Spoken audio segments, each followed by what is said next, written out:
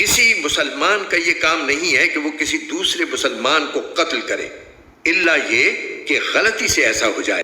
اور جو شخص کسی مسلمان کو غلطی سے قتل کر بیٹھے تو اس پر فرض ہے کہ وہ ایک مسلمان غلام آزاد کرے اور دیت یعنی خون بہا مقتول کے وارثوں کو پہنچائے، الا یہ کہ وہ معاف کر دے۔ اور اگر مقتول کسی ایسی قوم سے تعلق رکھتا ہو جو تمہاری دشمن ہے مگر وہ خود مسلمان ہو تو بس ایک مسلمان غلام کو آزاد کرنا فرض ہے، خون بہا دینا واجب نہیں۔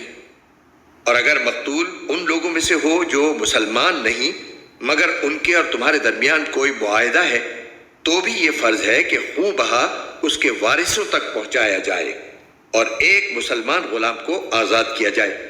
ہاں اگر کسی کے پاس غلام نہ ہو تو اس پر فرض ہے کہ 2 مہینے تک مسلسل روزے رکھے۔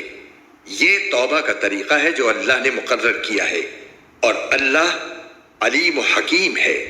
اور جو شخص کسی مسلمان کو جان بوجھ کر قتل کرے تو اس کی سزا جہنم ہے جس میں وہ ہمیشہ رہے گا، اور اللہ اس پر غضب نازل کرے گا اور لعنت بھیجے گا، اور اللہ نے اس کے لیے زبردست عذاب تیار کر رکھا ہے۔ اے ایمان والو، جب تم اللہ کے راستے میں سفر کرو تو تحقیق سے کام لیا کرو، اور جو شخص تم کو سلام کرے تو دنیاوی زندگی کا سامان حاصل کرنے کی خواہش میں اس کو یہ نہ کہو کہ تم مومن نہیں ہو، کیونکہ اللہ کے پاس مال غنیمت کے بڑے ذخیرے ہیں۔